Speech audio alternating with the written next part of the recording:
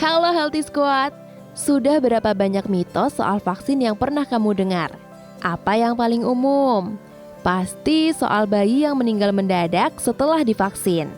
Kali ini Squad Health akan membahas tuntas soal vaksin dan mitos yang beredar di masyarakat tentang vaksin. Tapi sebelum kita mulai, jangan lupa subscribe dan nyalakan tombol notifikasi Squad Health kamu ya, agar kamu tidak ketinggalan video menarik lainnya.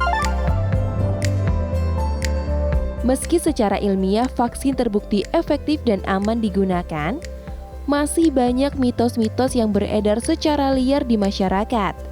Umumnya, mitos tersebut berisi tentang penjelasan yang keliru dan juga terkesan menakutkan mengenai vaksin. Tidak sedikit mitos yang akhirnya membuat masyarakat menjadi takut dan enggan melakukan vaksinasi. Organisasi Kesehatan Dunia, WHO, juga mengimani bahwa 1 dari 10 ancaman kesehatan global adalah keraguan orang terhadap vaksin. Sebelum Healthy Squad berasumsi lebih banyak mengenai vaksin, yuk simak ulasan lengkap Squad Health tentang mitos dan fakta vaksin berikut ini. Isu tentang kehalalan vaksin sudah menjadi hal yang sejak lama menyebar di masyarakat.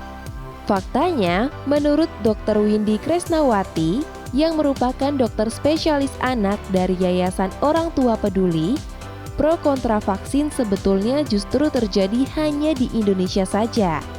Di negeri Timur Tengah yang justru berpenduduk mayoritas Muslim, pro kontra terhadap kehalalan vaksin tidak terjadi sama sekali.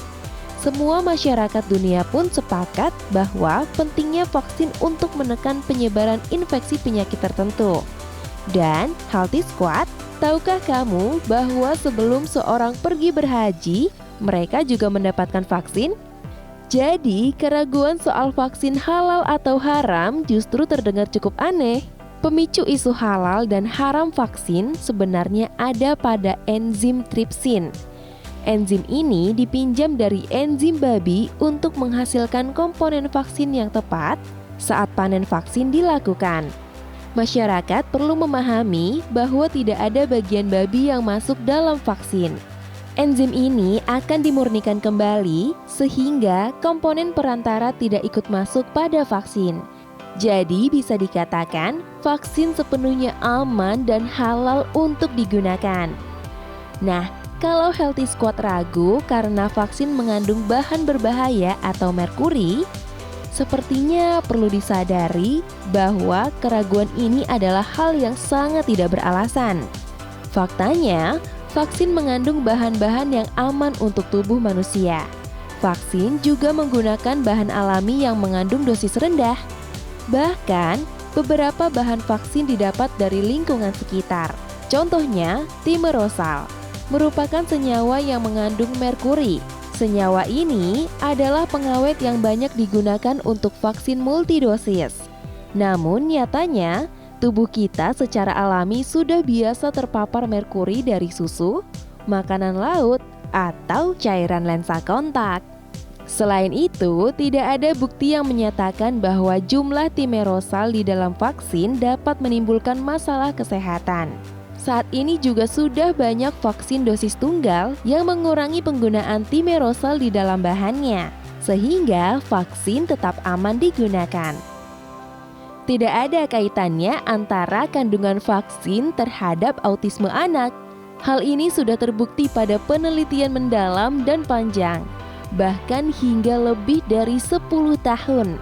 Thimerosal merupakan salah satu kandungan vaksin yang sempat dituduh memicu autisme pada anak.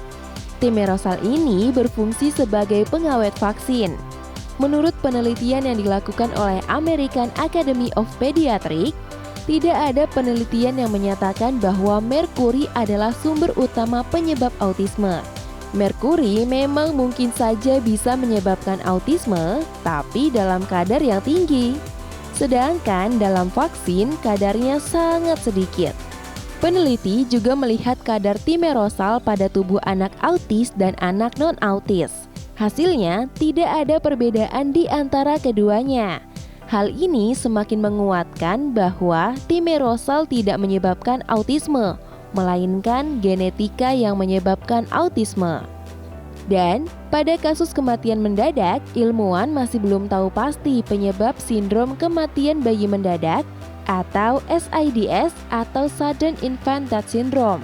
Maka sampai saat ini tidak ada bukti ilmiah yang menghubungkan pemberian vaksin sebagai penyebab SIDS.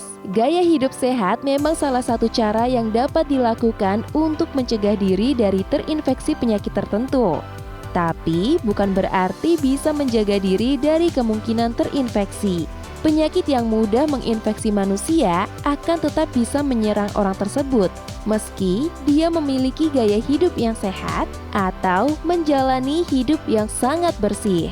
Ada beberapa penyakit yang hanya bisa dicegah dengan vaksin saja, karena memang tidak bisa dikendalikan dengan obat atau gaya hidup yang lebih baik, seperti campak, polio, dan SARS-CoV-2 atau COVID-19. Sehingga vaksin menjadi satu-satunya jalan untuk menekan angka kematian dan juga mencegah penyebaran menjadi jauh lebih parah.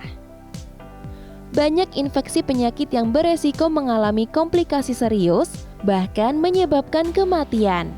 Untuk menghindari risiko tersebut, beberapa penyakit bisa dicegah dengan vaksin atau imunisasi. Vaksinasi dapat merangsang sistem imun tubuh untuk menghasilkan respons kekebalan yang sama dengan infeksi alami.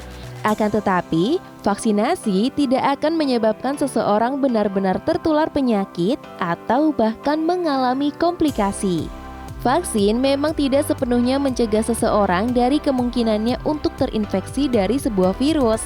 Tapi, vaksin bisa mengurangi tingkat keparahan yang dialami oleh seseorang. Tidak ada keterangan yang menyatakan jika vaksin membuat seseorang jadi kebal virus atau penyakit tertentu.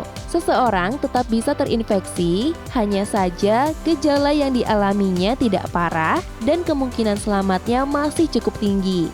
Pada beberapa penyakit tertentu seperti polio, anak yang mendapatkan vaksin bisa selamat dan sembuh dari polio tanpa mengalami kecacatan fisik permanen.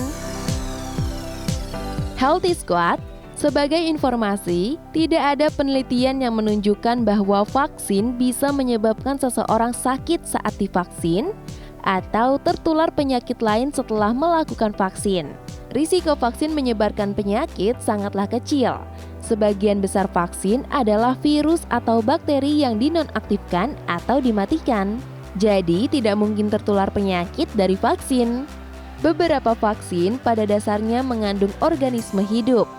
Ketika tubuh divaksinasi, normalnya hanya akan menyebabkan efek samping atau kondisi kesehatan yang ringan. Pada anak-anak, ada beberapa vaksin yang menyebabkan sedikit reaksi.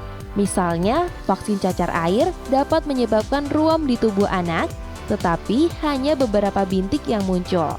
Ruam ini tidak berbahaya, malah menunjukkan bahwa vaksin itu sedang bekerja dengan baik di dalam tubuh. Selanjutnya, influenza bukanlah penyakit yang sepele. Influenza adalah penyakit serius yang menyebabkan 300.000 sampai 500.000 kematian di seluruh dunia tiap tahunnya.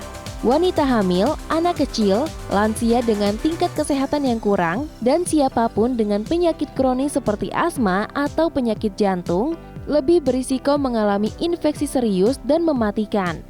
Dan jika Healthy Squad sadar, flu burung, flu babi, bahkan virus corona pun adalah virus influenza yang bermutasi, lalu kemudian menjadi sangat berbahaya bagi manusia.